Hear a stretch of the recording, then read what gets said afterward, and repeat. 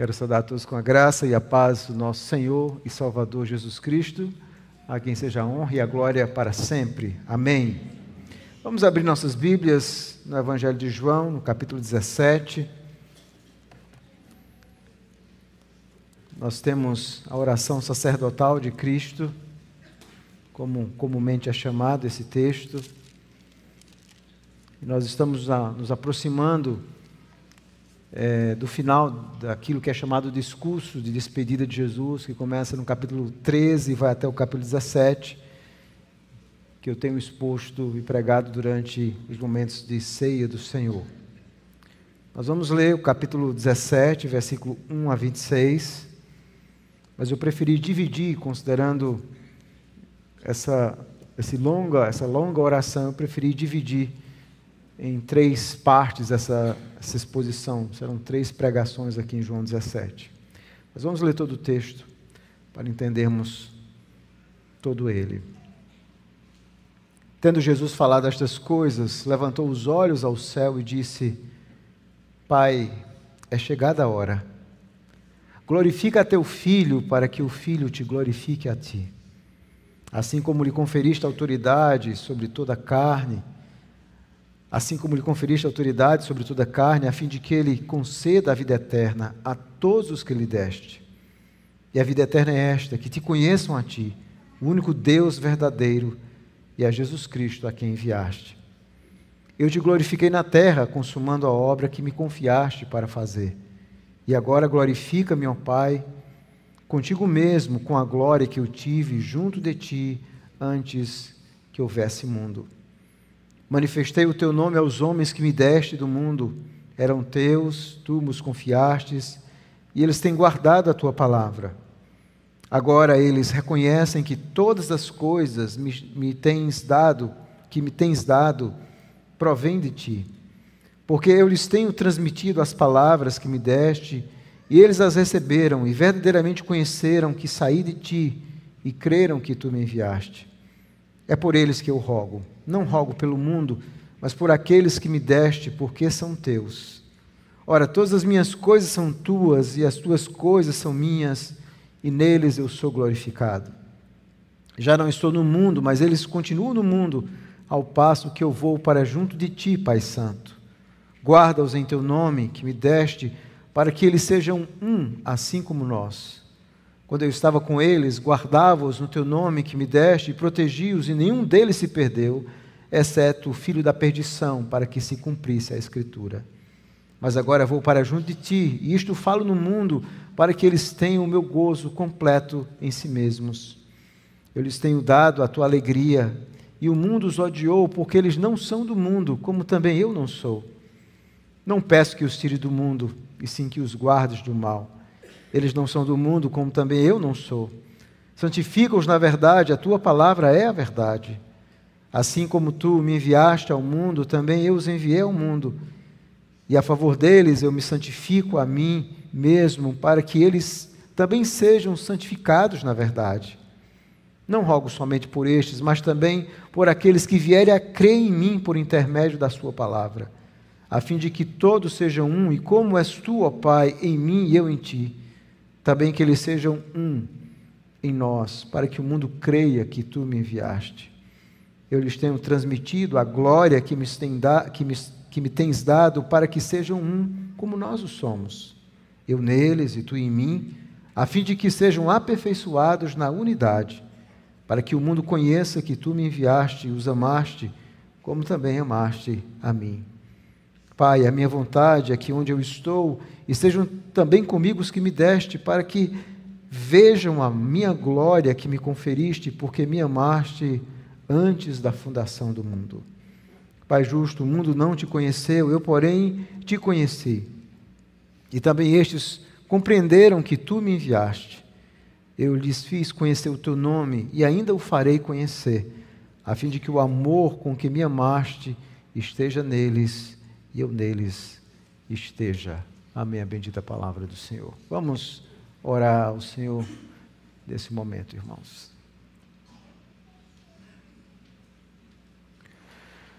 Senhor Deus bendito, nós bendizemos o Teu nome nesse momento, quando lemos a Tua palavra.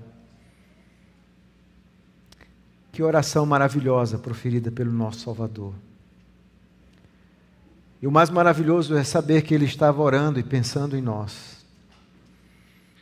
E quando nós lemos essa oração, o nosso coração se enche de alegria e também de admiração pela Tua glória, pela Tua majestade, pelo Teu amor por nós. E nos ajuda agora, quando o Teu povo está atento para ouvir a Tua palavra, que o Senhor me conceda graça, o poder do Espírito, para que a Tua palavra seja pregada nesse momento com fidelidade, mas que produza efeitos gloriosos na vida do Teu povo. Tudo isso eu te peço, em nome de Jesus. Amém. Como nós conhecemos alguém de fato? Geralmente nós temos várias pessoas com quem nós conversamos, inclusive bons cristãos, mas nós nunca sabemos de fato o que é essa pessoa. Talvez uma forma de conhecermos alguém de fato, inclusive um cristão, era se nós pudéssemos ver a forma como eles oram. Porque geralmente é na oração onde a pessoa vai dizer aquilo que ninguém sabe, onde ele vai confessar os seus pecados, onde ele vai abrir diante de Deus as suas necessidades mais íntimas. Se nós muitas vezes tivéssemos a oportunidade de saber o que alguém estava orando, como ele estava orando, talvez nós pudéssemos ter uma visão mais clara de quem é de fato aquela pessoa. E quando nós lemos esse texto, nós vemos exatamente isso, Jesus mostrando o seu coração. Essa oração ilustra muito bem como Jesus está orando, por que Ele está orando. Aqui nós vemos o coração de Jesus aberto e, obviamente, orando de uma forma audível para que os seus discípulos o escutassem, vissem o seu amor, a sua intensidade, sobretudo para com eles, por quem Jesus e para quem Jesus iria morrer. E o mais belo dessa oração é que Jesus orou por mim, Jesus orou por nós, Jesus orou pela igreja. Mas o mais maravilhoso é saber como Ele orou, por que Ele orou. Você sabe qual foi a razão de Jesus ter orado por você? O que é que Ele pediu a Deus? Isso é muito importante para que nós possamos comparar com as nossas orações, para saber o que é que nós estamos pedindo a Deus. E aqui nós vamos ver o que é que Jesus pediu. E é por isso que esse texto é tão relevante para mim e para você, porque nele nós temos o coração de Jesus como sumo sacerdote, sendo exposto, aberto em oração ao Pai, mas também orando pelos seus discípulos, aqueles que estavam com Ele, e também orando por nós, pela futura igreja, por mim e por você, que viríamos a crer. Agora vamos analisar o texto. Como nós vimos, esse texto está no último momento do discurso de despedida. O Evangelho de João vai narrar aquele momento ali, onde Jesus está à mesa com os discípulos.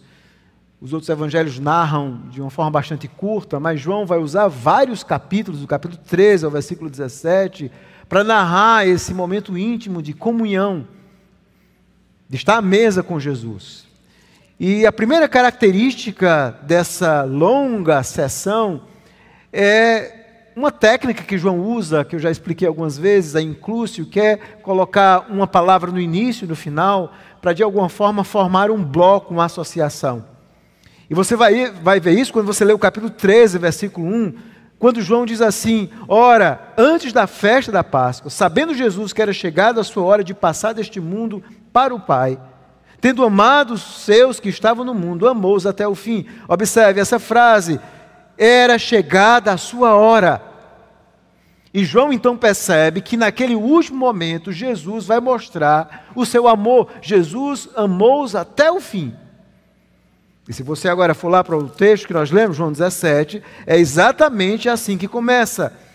Jesus começa a sua oração: Pai, é chegada a hora. E mais uma vez ele vai declarar e vai terminar falando do amor no versículo 26. A fim, eu lhes darei eu lhes fiz conhecer o meu nome e ainda o farei conhecer, a fim de que o amor com que me amaste esteja neles e eu neles esteja. Então existe uma profunda associação no capítulo 13, no capítulo 17, formando essa inclúcio, formando esse bloco narrativo que fala dessa última hora. Jesus sabe que o seu momento está chegando. É chegada a hora. E Jesus então deixa de endereçar os discípulos, capítulo 13 até o 16, há um grande monólogo, como eu expliquei, onde Jesus vai falando, algumas vezes interagindo com os discípulos em pequenos diálogos, mas agora Jesus não se dirige, não se endereça aos discípulos e agora ao Pai. É uma oração que nós temos aqui. E essa oração serve exatamente de conclusão para esse discurso de despedida. E essa oração ela é tão profunda que ela estabelece um contexto teológico muito amplo do ministério de Jesus. Porque Jesus fala de uma eternidade antes dele vir ao mundo, antes da criação de todas as coisas. Nós vemos Jesus dizendo isso, quando ele diz no versículo 5, glorifica-me, ó Pai, contigo mesmo, com a glória que eu tive junto de ti antes que houvesse mundo. Então, nesse momento, Jesus está falando de coisas que aconteceram lá na eternidade, dentro da própria Trindade, entre o Pai, o Filho e o Espírito Santo, antes do mundo existir. Ele está mostrando a sua preexistência, ele está mostrando esse acordo, esse plano glorioso de Deus antes da fundação do mundo. Mas ele também está falando de outra eternidade. Veja o versículo 24. Pai, a minha vontade é que onde eu estou estejam também comigo os que me deste, para que vejam a minha glória que me conferiste, porque me amaste antes da fundação do mundo. Então, Jesus sabe que vai ao céu e agora ele quer que aqueles que o Pai lhe deu, aqueles por quem ele vai morrer, que eles vejam e vivam em toda a eternidade com Cristo. De eternidade a eternidade. Jesus vai nos ensinar coisas profundas nessa oração, esse contexto teológico amplo. E é por isso que essa de fato é uma belíssima oração. E essa oração é única por causa de quem o profere, obviamente, que é Cristo. Ela é única pela forma como ele se dirige ao Pai. Nós vemos essa comunhão profunda de Jesus com o Pai. Nessa oração ele repete 6 vezes a palavra Pai. No versículo 1 ele usa a palavra Pai. No versículo 5 ele usa a palavra Pai. No versículo 11 ele chama ele de Pai Santo. No versículo 21 ele chama Pai. No versículo 24 ele chama Pai. No versículo 25, Pai Justo. Aqui nós vemos toda a intimidade que Jesus tem em orar ao Pai, reconhecendo a sua santidade e, sobretudo, a sua justiça. É por isso que Philip Melanchthon, um dos companheiros de Lutero, dizia o seguinte, quando ele comentou sobre essa oração: não há voz que jamais tenha sido ouvida, seja no céu ou na terra, mais exaltada, mais santa, mais frutífera, mais sublime do que a oração oferecida pelo próprio Filho de Deus. Essa oração, de fato, é incomparável. É a maior oração também em todo o Novo Testamento que nós temos registrado. E é por isso que John Knox, nós sabemos isso, John Knox, um dos reformadores, e que levou o pai, chamado pai do presbiterianismo ali na Escócia, durante as suas semanas finais de morte, ele lia todos os dias essa oração. Todos os dias ele lia essa oração, para encontrar conforto no Senhor. Mas como é que nós chamamos essa oração? Bom, alguns chamam de oração sacerdotal, porque de alguma forma Jesus está intercedendo pelo seu povo, como os sacerdotes faziam no Antigo Testamento. Geralmente eles intercediam por si, eles intercediam por aquelas pessoas que iam oferecer o sacrifício com ele, e eles intercediam por Israel. E é exatamente isso que nós vemos aqui. Jesus intercede por si, intercede pelos discípulos, intercede por aqueles que viriam a crer. E é por isso que alguns então chamam essa oração de oração sacerdotal de Jesus. Mas antes da reforma, essa oração era comumente chamada a oração de consagração. Assim, alguns pais da igreja, como Crisóstomo, chamavam exatamente essa oração de consagração, porque Jesus não apenas está se consagrando a Deus, mas também consagrando o seu povo. Jesus consagra-se à morte como esse sacrifício eficaz, do qual dependeria toda a vida, a santificação dos discípulos. Então é por isso que muitas vezes essa oração também é chamada de oração de consagração. E qual a ideia principal aqui dessa oração? A ideia é simples, uma simples leitura, nós já detectamos. Jesus consagra os seus discípulos, presentes e futuros, para Deus, para que pela participação da unidade do Pai e do Filho, eles pudessem, de fato, viver em santidade e para a glória de Deus, não apenas os discípulos presentes, mas também os discípulos futuros, que deveriam aprender a confiar na proteção, nesse plano, e partilhar da alegria de Jesus ao ver essa obra sendo realizada de forma maravilhosa. Agora vamos analisar a estrutura da oração, bem como o gênero. Que tipo de oração é essa? Alguns estudiosos dizem que isso é uma oração testamentária. Era muito comum algumas pessoas, naquele momento, antes de morte, registrarem alguma oração. Alguns, então, tentam classificar como sendo uma oração testamentária. Esse seria o gênero aqui. Outros preferem entender como sendo uma oração intercessória, que é exatamente aquilo que os sumos sacerdotes faziam. E é assim que nós vamos tratar. Uma oração intercessória, uma oração onde Jesus, como sumo sacerdote, está de fato orando pela sua igreja. Mas como é que nós dividimos essa oração? É muito complicado muitas vezes dividir essa oração e há várias propostas de divisão. Alguns dividem, e a maioria faz isso, em 3 partes.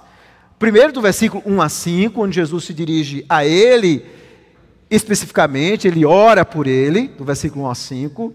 Do versículo 6 a 19, onde Jesus vai orar pelos discípulos, especificamente pelos discípulos. E do versículo 25 a 26, onde ele vai... Aliás, desculpe, irmãos, do versículo 1 a 5 ele ora por ele. Do versículo 6 ao versículo 19, ele ora pelos seus discípulos, aqueles que estavam com ele. E do versículo 20 a 26, Jesus vai orar por aqueles discípulos que ainda iam crer, pela igreja futura, por mim e por você. Então, esse tipo de divisão está focado no conteúdo da oração.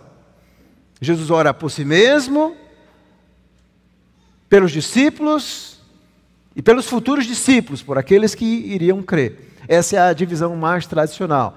Outros dividem em 1:8, vai até 1:8, até 9:19, outros dividem a 20 e 26. Então há várias propostas de divisão. Mas eu creio que essa divisão ela faz muito jus ao texto e é essa que nós vamos manter. Ou seja, do 1 ao 5, Jesus vai orar por ele, aliás, e para que ele e o Pai sejam glorificados nessa obra que ele vai consumar. Logo em seguida, do versículo 9 até versículo 6 a 19, ele ora pelos discípulos, e 20 a 26, ele ora pela futura igreja. Agora, preste atenção, olhe comigo alguns detalhes. Cada unidade, ele tem um foco específico em algo. Ele ora por si, pelos discípulos presentes e pelos discípulos futuros. Cada sessão tem como tema glória. Por exemplo, na primeira sessão de 1 a 5, Jesus diz assim: Pai, é chegada a hora, glorifica a teu filho, para que o filho te glorifique a ti. Ou no versículo 4, eu te glorifiquei na terra. Versículo 5, e glorifica-me, ó Pai. Então, nessa primeira sessão, o tempo todo, Jesus está usando essa palavra glória. No versículo 10, quando ele está orando também pelos discípulos, você vai ver lá no final do versículo 10, quando ele diz assim: e neles eu sou glorificado. Jesus está dizendo que é glorificado também nos discípulos. No versículo 22, quando ele vai orar pela igreja futura, pelos futuros discípulos, ele também usa a palavra. Ele diz assim: eu lhes tenho transmitido a glória. Então o tema da glória vai reverberar por todo o discurso, por cada sessão do discurso. Outra coisa interessante é que em cada sessão dessa há uma menção ao Pai. Como eu já expliquei, no versículo 5, no versículo 11, no versículo 21, 6 vezes. E outros versículos mais, onde Jesus menciona o Pai. Em cada uma dessas sessões, Jesus também, menciona pessoas que foram dadas a Ele pelo Pai. E aqui ele está falando desse plano, dessa doutrina da eleição, daqueles que foram dados a Deus para Cristo antes da fundação do mundo. Por exemplo, ele vai dizer isso no versículo 2, ele diz assim: e a vida, a fim de que ele conceda a vida eterna a todos os que lhe deste. Veja essa expressão, aos que lhe deste. Do versículo 9, é por eles que eu rogo, não rogo pelo mundo, mas por aqueles que me deste. No versículo 24, Pai, a minha vontade é que onde eu estou estejam comigo os que me deste. Então o tempo todo, em cada sessão, ele está orando, não pelo mundo, mas especificamente pelos eleitos, os presentes e os futuros. Nenhum se perdeu, ele diz no versículo 12, exceto o filho da perdição. Claramente é uma oração específica pelo povo, pelos eleitos de todas as épocas, aqueles que Jesus lhe deu. Em cada sessão há um tema importante da revelação, ou seja, através de Cristo, Deus está sendo revelado. Por exemplo, no versículo 6, manifestei o teu nome aos homens que me deste. Versículo 14, acompanhe comigo essa ideia de revelação. Eu lhes tenho dado a tua palavra. Versículo 26, eu lhes fiz conhecer o teu nome. O tempo inteiro Jesus está dizendo que Ele é o veículo de Deus, o Pai, para tornar conhecido o Evangelho aos homens. A revelação. A glória é revelada àqueles que o Pai lhe deu. E agora Jesus revela-se a eles, revela o Pai a eles. É uma oração que nós podemos chamar de natureza proléptica, ou seja, antecipatória. Jesus está tratando de várias coisas que vão acontecer antes da cruz, mas também retrospectiva, que faz com que nós aprendamos muitas coisas que ocorreram lá na eternidade, antes da fundação do mundo. Então nós vamos chamar essa oração da oração sacerdotal de Cristo, que tem 3 partes. A primeira, a oração pela glória recíproca do Pai e do Filho, versículo 1 a 5. Segunda, a oração pelos discípulos presentes, de 9 a 19. E terceira, a oração pelos discípulos futuros, do versículo 20 a 26. São 3 partes muito claras nessa oração. E hoje eu vou analisar a primeira parte, esse momento onde Jesus faz essa oração recíproca do Filho, pela glória recíproca do Filho e do Pai. E o tema é exatamente esse, nessa noite. A oração sacerdotal de Jesus. Jesus ora pela glória recíproca do Filho e do Pai. A oração sacerdotal de Jesus. Jesus ora pela glória recíproca do Filho e do Pai. Eu vou analisar apenas do versículo 1 ao versículo 5, onde Jesus vai orar para que essa glória recíproca do Pai e do Filho sejam manifestadas. E há 2 ideias principais aqui. No versículo 1 a 3, você olhando para a sua Bíblia, você vai perceber que Jesus ora pela sua glória e a do Pai na cruz, concedendo vida eterna a pecadores. O foco de Jesus está na cruz. Ele ora para que Ele seja glorificado ali na cruz. A segunda parte do versículo 4 a 5, Jesus ora pela sua, é um termo que eu vou usar aqui, sua reglorificação no céu, após consumar a obra do Pai na terra. Ele então vai orar para esse momento onde Ele vai morrer, vai ressuscitar e vai subir aos céus novamente. E é isso que eu estou nomeando aqui de uma reglorificação, e depois eu vou explicar mais sobre isso. Então, essa é a oração sacerdotal de Jesus, e nós vamos nos concentrar nessa primeira parte, verso por verso, onde Jesus ora pela sua glória e a do Pai na cruz, concedendo vida eterna aos pecadores. Vamos analisar primeiro o versículo 1 ao versículo 3. Veja como Jesus começa essa oração.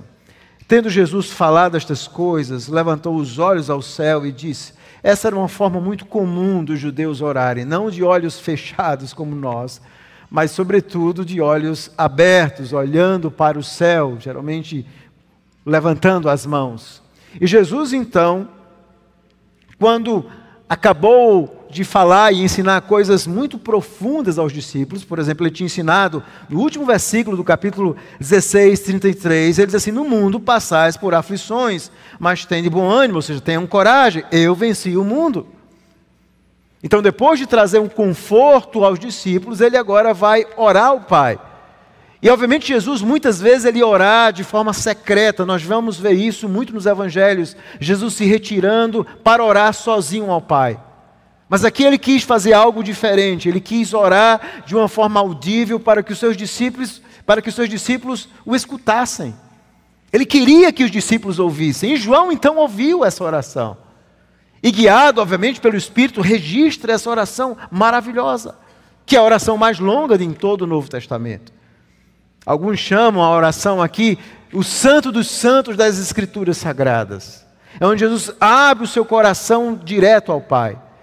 E qual é o teor da oração de Jesus? Vamos ver no versículo 1. Veja como ele começa a sua oração, quando ele diz o seguinte: Pai, é chegada a hora. É chegada a hora. E o que significa essa ideia de chegada a hora? Obviamente, essa ideia de chegada a hora tem a ver com a hora na história da redenção, com esse plano que foi desenvolvido antes da eternidade. É por isso que quando Jesus está em seu ministério público, algumas vezes ele vai dizer assim: não é chegada a minha hora ainda. Não é chegada. Por exemplo, lá no Evangelho, ainda mesmo no Evangelho de João, no capítulo 2, versículo 4, quando ele faz aquele milagre, o primeiro sinal que Jesus realiza, lá em Canaã da Galileia, capítulo 2, versículo 4, diz assim: mas Jesus lhe disse: mulher, que tenho eu contigo? Ainda não é chegada a minha hora. Não é chegada a minha hora.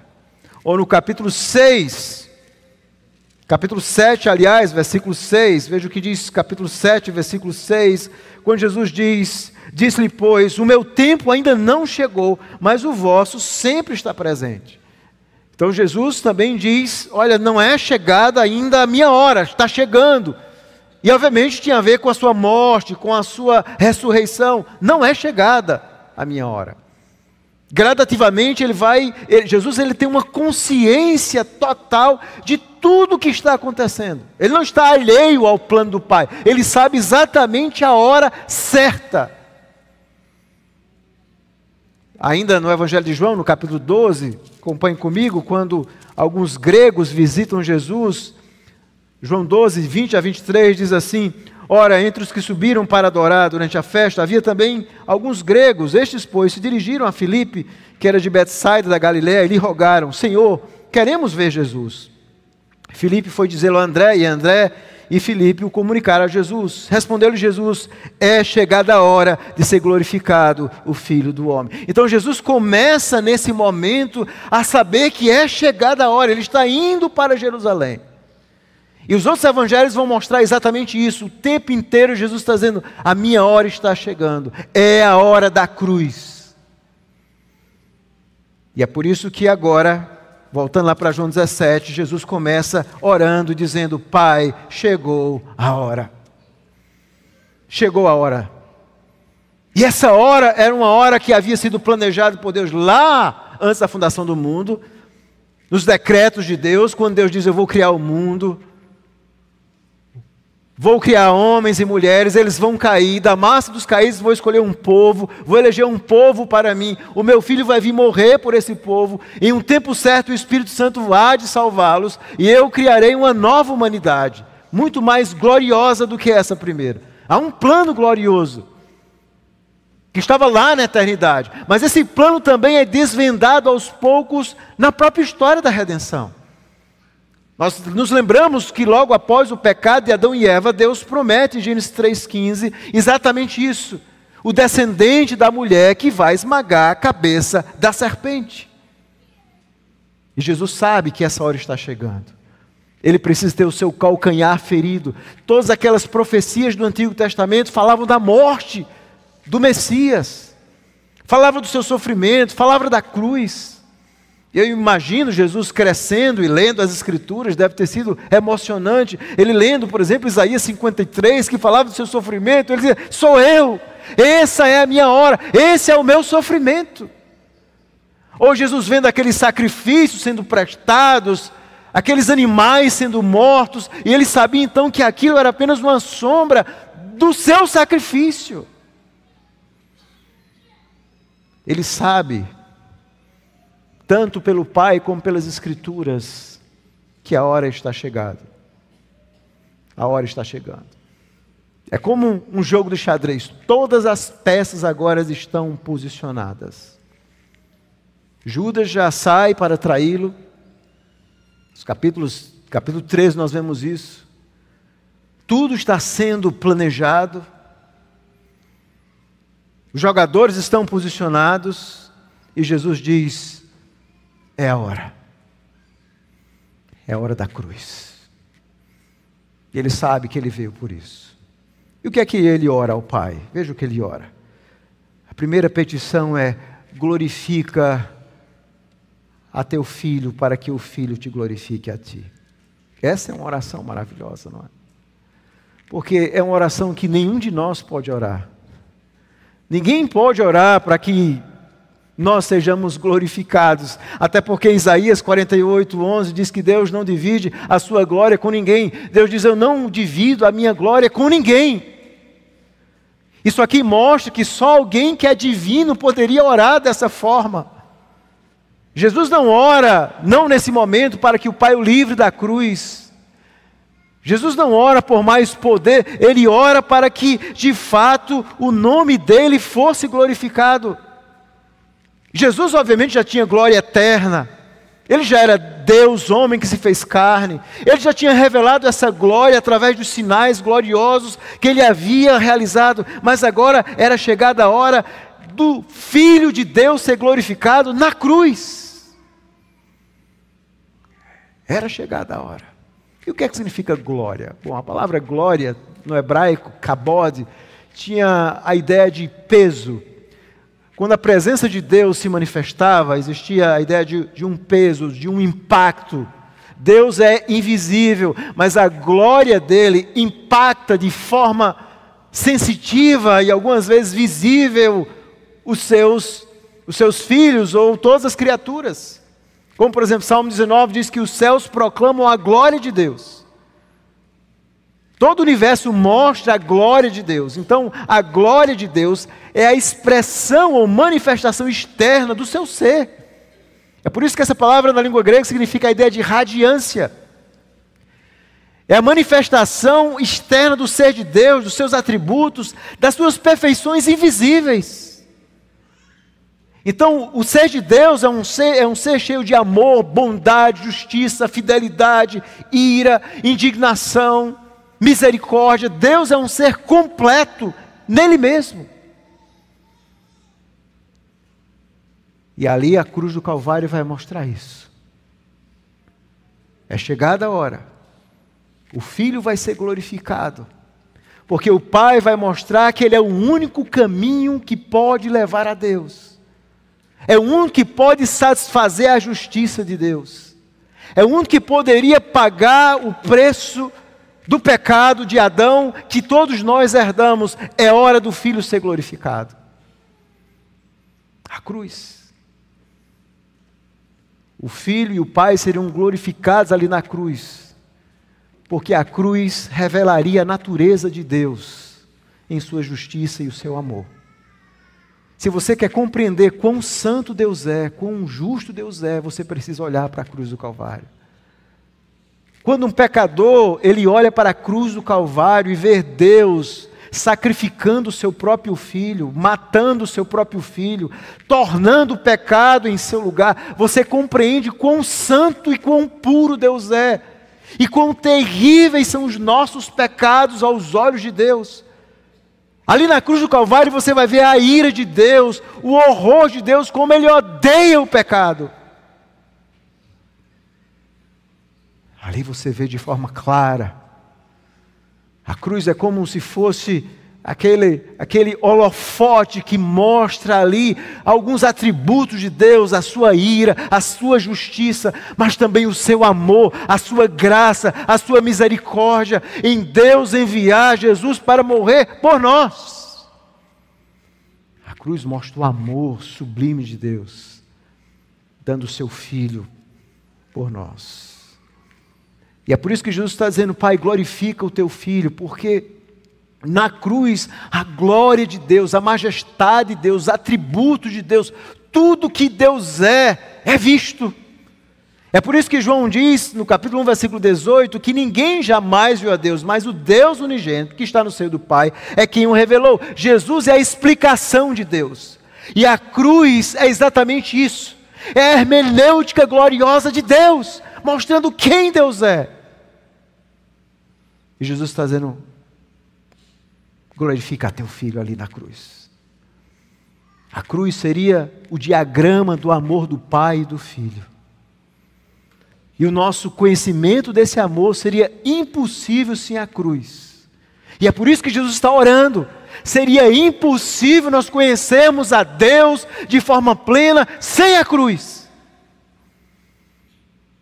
Obviamente os judeus do Antigo Testamento entendiam um pouco, porque sempre envolvia aquela repetição de sacrifícios, e o tempo todo eles moravam ali, realmente o tabernáculo estava no meio de Israel, e o tempo inteiro eles tinham aqueles sacrifícios.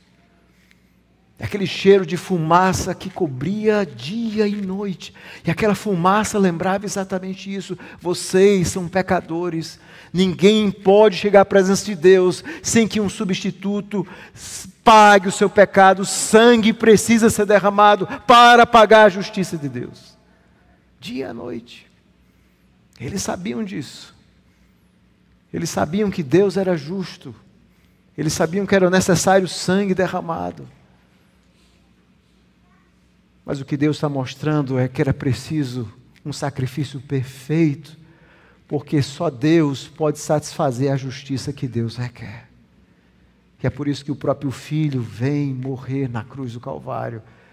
E a cruz então mostra, em grau extremo, todos os atributos de Deus, inclusive a sua justiça. Jesus vem glorificar, e Ele será glorificado, e é por isso que Ele está orando: glorifica a teu Filho, para que o Filho te glorifique a ti. E ele continua no versículo 2: assim como lhe conferiste autoridade sobre toda a carne, ou seja, sobre todas as coisas, a fim de que lhes conceda a vida eterna a todos os que lhe deste. Então, como é que essa obra de glorificação seria realizada? Jesus, na cruz do Calvário, ia comprar para o Pai todos aqueles que o Pai lhe deu antes da fundação do mundo. Ele não derramaria uma gota de sangue em vão. Ele vinha morrer exatamente por aqueles que o Pai lhe deu. E é essa a glória, é a glória da graça.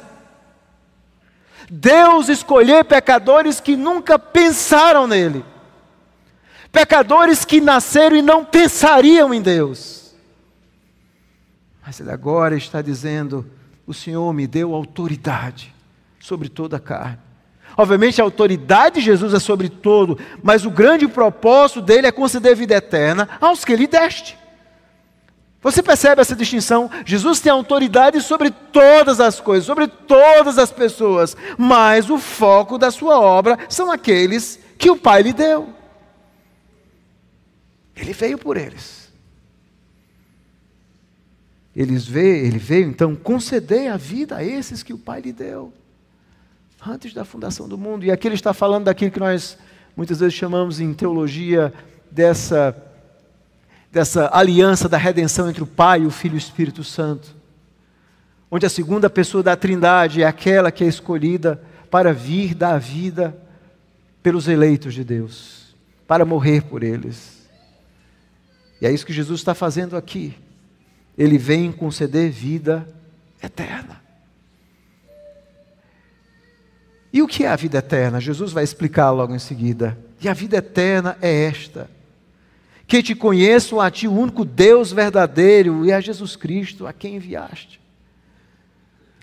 É interessante que muitos cristãos não entendem o conceito de vida eterna. Nós não temos eternidade em nós mesmos, não no sentido pleno como Deus tem. E aqui Jesus está explicando que vida eterna está profundamente relacionada a conhecer a Deus. A vida eterna é essa, que conheçam a Deus. E a ideia de conhecer, geralmente nós, na nossa geração, nós pensamos sempre em um conhecimento intelectual, mas conhecimento, sobretudo no mundo oriental, tem essa ideia de essa íntima relação com alguém, um conhecimento pessoal. E é isso que Jesus está querendo dizer aqui. A vida eterna é esta, que te conheçam de forma pessoal, como o único Deus verdadeiro. E a Jesus Cristo, a quem enviaste. Ninguém pode conhecer a Deus verdadeiramente sem a cruz e sem Cristo. É por isso que Jesus diz: eu sou o caminho, a verdade e a vida. Ninguém vê ao Pai senão por mim. Todos os outros caminhos, todas as religiões do mundo estão erradas. Só existe um caminho.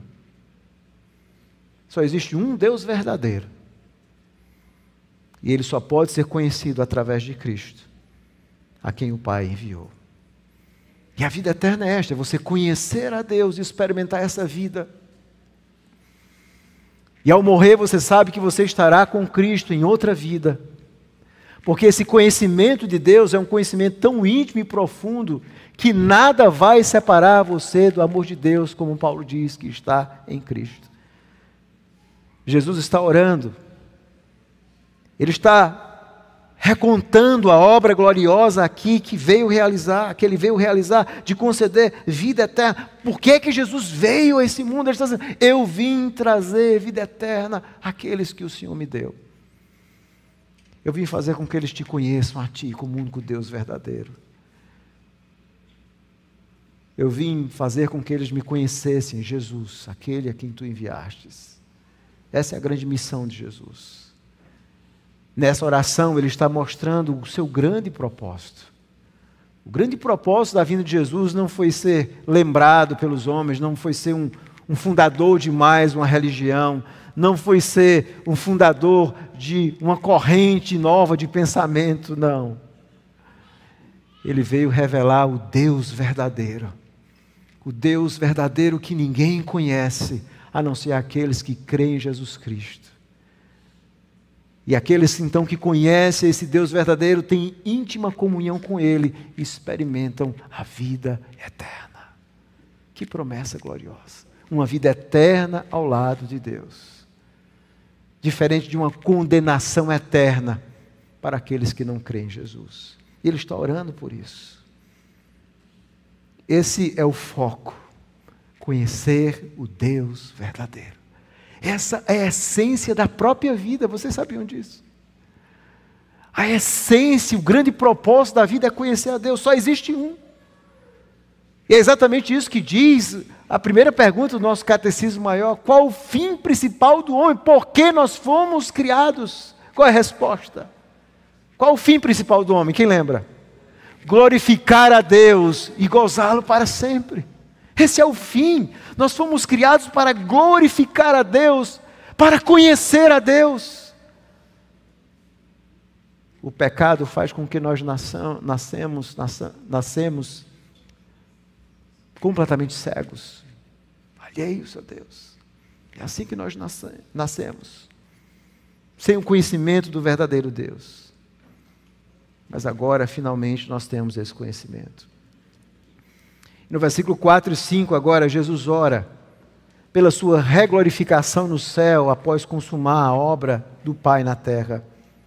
Ele diz o seguinte: eu te glorifiquei na terra, consumando a obra que me confiaste para fazer. Observe que Jesus já está tratando a sua morte como certa, como uma obra consumada. Ele ainda não morreu. Ele ainda não morreu, mas ele sabe que ele vai cumprir fielmente esse mandato do Pai. Eu te glorifiquei na terra. Então o grande propósito de Jesus em sua encarnação, em seu ministério, foi glorificar ao Pai, foi fazer com que os homens conhecessem a Deus, vissem a Deus, servissem a Deus. E ele diz assim: eu te glorifiquei na terra, consumando essa obra. E aqui nós temos algo maravilhoso, irmãos, porque o Verbo, o Filho de Deus, que pertencia ao mundo da glória, mas agora entra no mundo da vergonha, que é o mundo nosso de pecado, para nos levar à glória para a qual Ele retornou. É isso que está acontecendo aqui. Deus se faz carne, esse é o grande mistério. A segunda pessoa da Trindade se faz carne, e agora Deus homem, que nasce, que se encarna para glorificar a Deus, consumando essa obra, que me confiaste a fazer. Jesus está falando de coisas que foram planejadas lá na eternidade. Só Ele podia fazer isso. Só Ele podia restaurar e resolver o problema criado por Adão e Eva.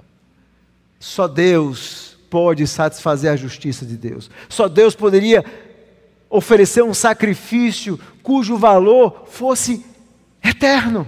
A justiça de Deus, ela é eterna. E era preciso então um sacrifício cuja justiça tivesse um valor eterno, para que toda a nossa culpa, que é eterna aos olhos de Deus, fosse limpa, fosse apagada. Jesus vem oferecer esse sacrifício eterno. Era preciso que fosse Deus, mas era preciso que fosse um homem, um segundo Adão, para que nós, unidos nele, como nosso cabeça federal, um homem que se encarnou, que padeceu, que sofreu, que foi fiel ao Pai, para que ele, exatamente como nós, fosse um perfeito intercessor, um perfeito mediador, um Deus homem, o nosso cabeça, o cabeça da igreja. Nesse plano não havia dúvida, era preciso um Deus homem que vinha glorificar a Deus na terra, consumando essa obra. E é exatamente isso que vai acontecer quando Jesus morre. Se você observar em João capítulo 19, versículo 30, uma das últimas frases de Jesus na cruz, diz o seguinte, João 19, 30, quando pois Jesus tomou o vinagre, disse, está consumado, inclinando a cabeça, rendeu o Espírito. Essa palavra está consumado é tetelestai, está pago, está resolvido o problema do pecado. Eu consumei a obra. E Jesus já está tratando disso como um fato. Eu vim consumar a obra que me confiaste a fazer. E que obra é essa? Essa obra de reconciliação. Essa obra de fazer com que o homem se voltasse para Deus e que Deus se voltasse para o homem. Essa obra de redenção. Essa obra de propiciação para resolver o problema do nosso pecado. Essa obra de expiação para tratar algo que ninguém pode tratar a não ser Cristo. A culpa pelo nosso pecado. Jesus veio fazer exatamente isso. E ele então continua no versículo 5, e agora, glorifica-me, ó Pai, contigo mesmo, com a glória que eu tive junto de ti, antes que houvesse mundo. Veja que coisa maravilhosa. Jesus já existia em glória inefável, lá na sua eternidade. Antes que existisse o mundo, o Pai, o Filho e o Espírito Santo, Jesus já vivia em glória, Ele é o Criador de todo esse universo. Esse universo tão grande que, segundo alguns, levaria 1 octilhão de anos para atravessá-lo viajando à velocidade da luz. Jesus criou tudo isso. Mas agora Ele se esvazia para cumprir a obra do Pai. Ele se encarna em seu estado de humilhação. Se torna um homem, verdadeiro homem, como eu e você. Ele agora então vai marchando para a cruz do Calvário. Ele vai morrer, ele vai ressuscitar. Mas ele vai retornar para a glória. E o retorno para a glória de Jesus seria magnificado ainda de mais honra. Agora ele reinaria ao lado de Deus como um Deus homem. Haveria uma profunda mudança no próprio céu. Veja, lá no céu onde Deus estava com os seus anjos, existia um Deus Espírito, o Pai, o Filho e o Espírito Santo. Mas agora, quando Jesus vem e morre, e se encarna, aliás, como Deus homem, e ressuscita como Deus homem, Ele vai subir como Deus homem. E agora Jesus está sentado à direita de Deus como um Deus homem. Houve uma mudança no próprio céu. Ele reina como Deus homem. E isso causaria uma grande admiração aos anjos e aos homens. É por isso que Pedro, quando ele vai comentar a respeito do Evangelho, lá em 1 Pedro, se você der uma olhada rapidamente comigo, no capítulo 1, quando ele fala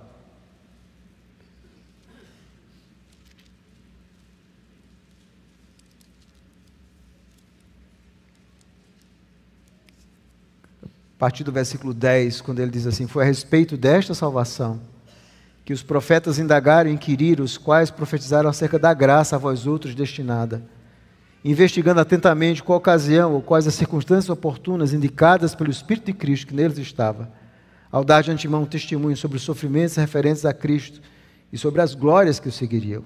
A eles foi revelado que, não para si mesmo, mas para vós outros, ministravam as coisas que agora vos foram anunciadas por aqueles que, pelo Espírito Santo, enviado do céu, vos pregaram o Evangelho, coisas essas que anjos anelam para escrutar.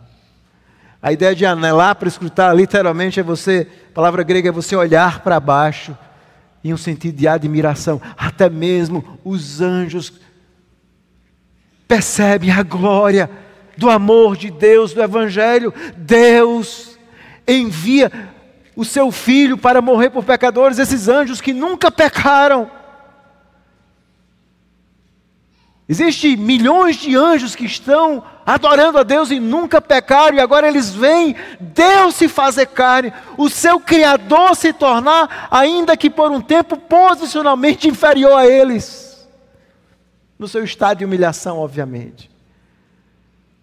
E agora esses anjos veem ele subir, como nós vemos em Atos, ao seu lado. E agora uma figura de um Deus homem sentado no céu, a quem os anjos servem.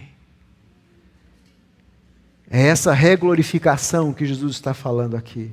Obviamente Jesus sempre possuiu glória infinita que não pode ser aumentada, mas seria muito mais vislumbrada, seria muito mais gloriosa.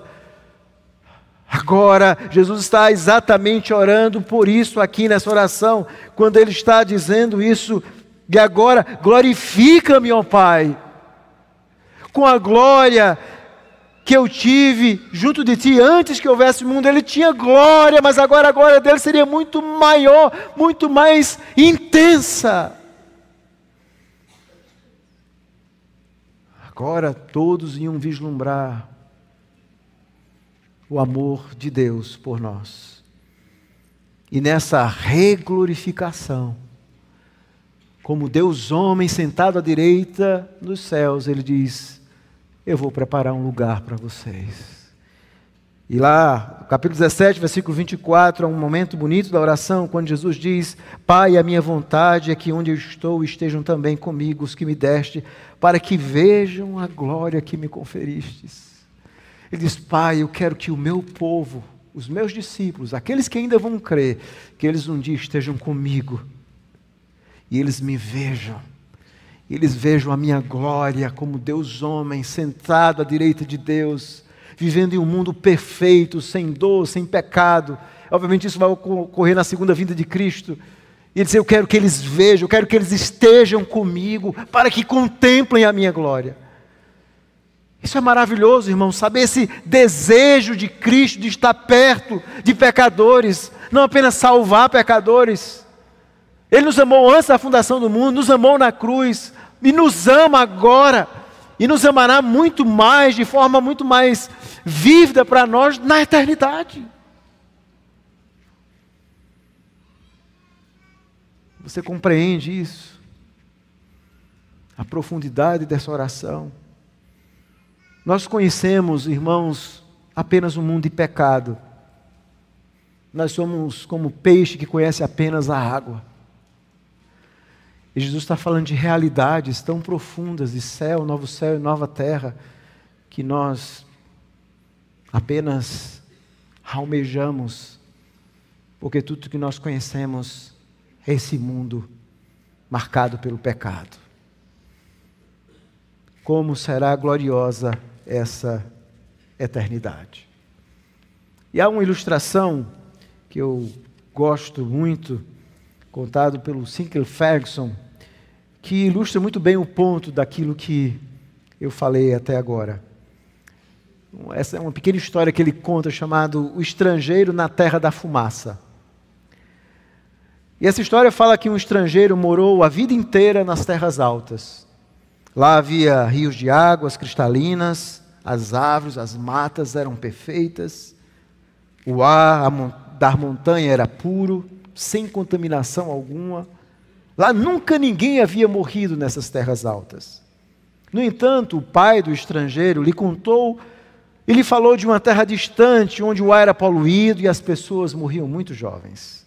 A poluição e a morte eram causadas por uma planta que os cidadãos enrolavam em cigarros, acendiam com fogo e colocavam na boca, inalando seus vapores.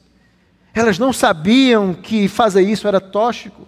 Pelo contrário, achavam muito prazeroso, achavam que aquele cigarro as mantinham saudáveis, que os protegia, que era essencial para uma vida boa.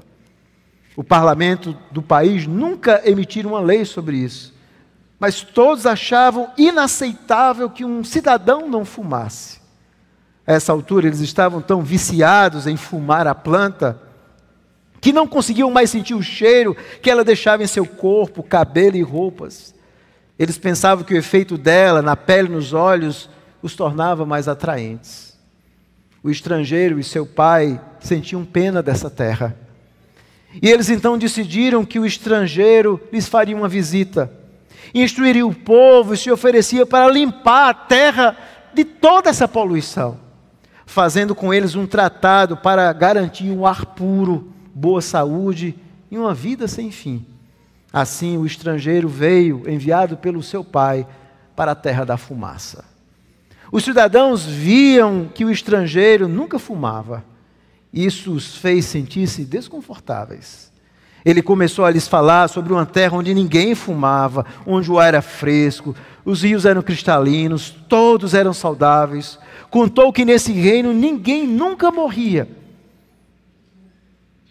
Também contou que o seu pai, o rei daquela terra, o enviara à terra da fumaça para libertar os cidadãos do fumo, bem como a terra daquela atmosfera poluída e nociva. Ele prometeu que o ar ficaria limpo, que eles respirariam bem, que suas roupas não ficariam mais impregnadas com o cheiro da planta, enfim, que eles seriam novas pessoas. Contudo, ao invés de admirar a saúde evidente, ouvir sua mensagem, os cidadãos da terra da fumaça ficaram irritados. Eles se recusaram a ouvir aquele estrangeiro. Afirmaram que ele não podia dizer isso, essa verdade. Não concordavam que estavam doentes. Eles gostavam do cheiro da fumaça em suas roupas e rejeitaram aquele mensageiro. Mesmo assim, apesar da crescente oposição, o estrangeiro continuou falando. Ele suplicou que o ouvisse, mas isso só os irritou ainda mais. Agora, eles precisavam calar esse mensageiro. Um dia, eles o cercaram e começaram a soprar sua fumaça nele, cantando: fume, fume, fume por nós. Mas ele se recusou. Eles insistiram. Vendo que ele não fumaria mesmo, cercaram com mais gente ainda. Apertaram, rindo dele, soprando a fumaça da planta em seu rosto e olhos. Tentaram colocar cigarros em sua boca, porém ele se recusava a inalar a fumaça. Eles insistiram. Agora as roupas do estrangeiro já fediam a fumaça contaminada deles. Seu rosto estava cercado de suas barrofadas. E todo ele estava coberto do cuspe dos habitantes locais. Seus olhos lacrimejavam, seu coração ansiava por alívio, pelo ar puro da sua casa. Mas ele se recusava a fumar. Por fim, os cidadãos da terra da fumaça se enfureceram e, formando uma multidão irada contra a persistência desse estrangeiro, alguns o agarraram, enquanto outros começaram a apagar seus cigarros no corpo dele, até que um deles derramou um líquido inflamável na cabeça do estrangeiro. E os demais lhe puseram fogo. Ele foi queimado até as cinzas diante deles. Suportou a fumaça intolerável até o fim, sem ceder aos fumantes. O que eles não sabiam é que, como uma fênix, ele reviveria das cinzas. Essa é uma ilustração exata do que Cristo veio fazer. Ele veio nos livrar dessa fumaça terrível que é o pecado. Isso que está impregnado em nossa roupa, em nosso jeito de ser, em nossa forma de falar, na forma como nós nos desconectamos facilmente de Deus, como nós dizemos que amamos a Deus e odiamos os nossos irmãos. E nós vamos vivendo nesse mundo e esse cheiro terrível está impregnado em nós. É o cheiro do pecado, o gosto do pecado, o aroma do pecado. Mas Cristo veio exatamente, Ele foi enviado dessas terras altas para nos purificar, para nos trazer uma esperança de um mundo sem poluição, Um mundo onde não terá esse cheiro terrível de morte, de fumaça. E é por isso que ele veio. Mas ele nunca fumou. Ele nunca pecou. E por isso os homens se indignaram contra ele e o mataram. Mas quando eles estavam matando o Salvador, na verdade eles estavam cumprindo esse grande propósito de Deus, de que aquele sangue que estava sendo derramado seria um sangue que ia limpar fumaça, limpar pecado. E na ceia do Senhor nós nos lembramos exatamente disso, desse Salvador que veio das terras altas, que se fez homem, para dar vida a mim e a você na cruz do Calvário. E a ceia do Senhor é uma lembrança disso. O corpo será lembrado no seu pão. O seu sangue que foi derramado será lembrado no vinho. É através desses elementos que nós colocamos na nossa boca e que percebemos o amor dele por nós. E as aplicações desse texto são maravilhosas demais para nós. Nós temos um glorioso Salvador que precisou vir para essa terra da vergonha, essa terra manchada de pecado, sem nunca pecar, para dar vida a pecadores como eu e você, para dizer ao Pai: está consumado, está pago, está pago.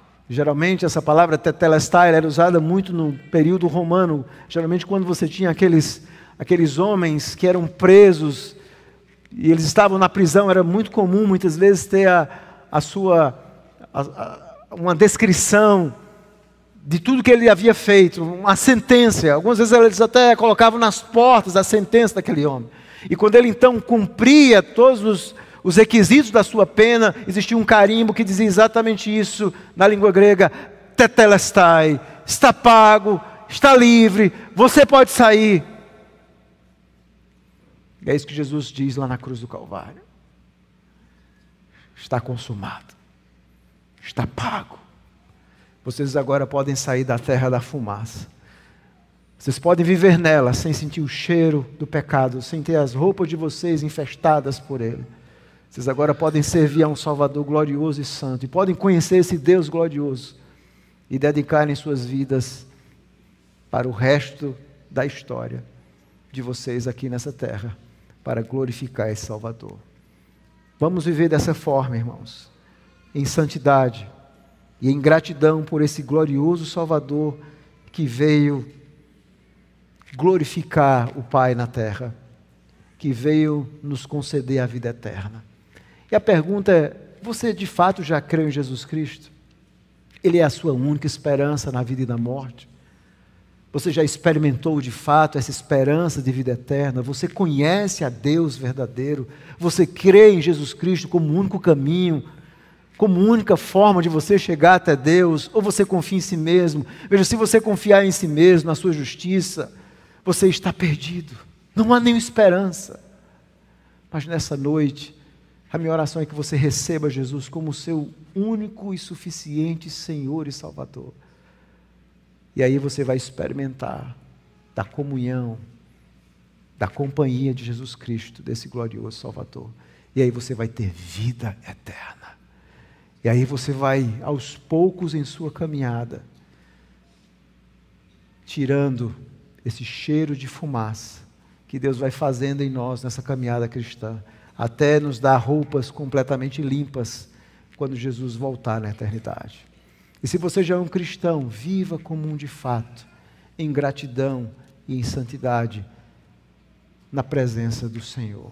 Veja o amor de Cristo por você e responda a isso, amando esse Salvador, dedicando a sua vida a esse glorioso Salvador. Que Deus aplique essa poderosa palavra do Senhor em nossos corações. Amém. Bendito Deus, nós louvamos o Teu nome. Obrigado por esse Salvador que veio das terras altas, que entrou nesse mundo da vergonha para restaurá-lo, para nos dar esperança de novos céus e nova terra onde habita a justiça. Obrigado pela esperança que o Senhor nos dá de vida eterna.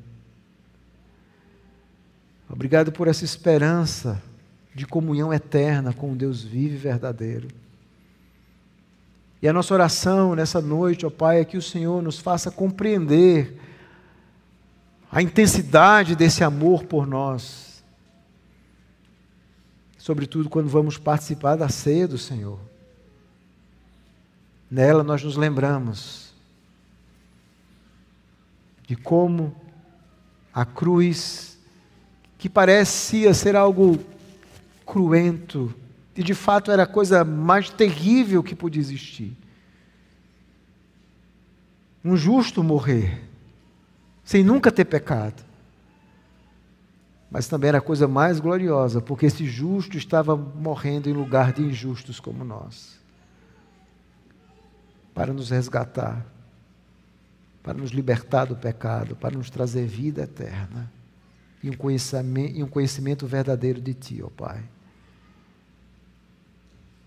Nos ajuda para que possamos participar da ceia do Senhor com essa profunda compreensão nessa noite. Tudo isso nós te pedimos em nome de Jesus. Amém.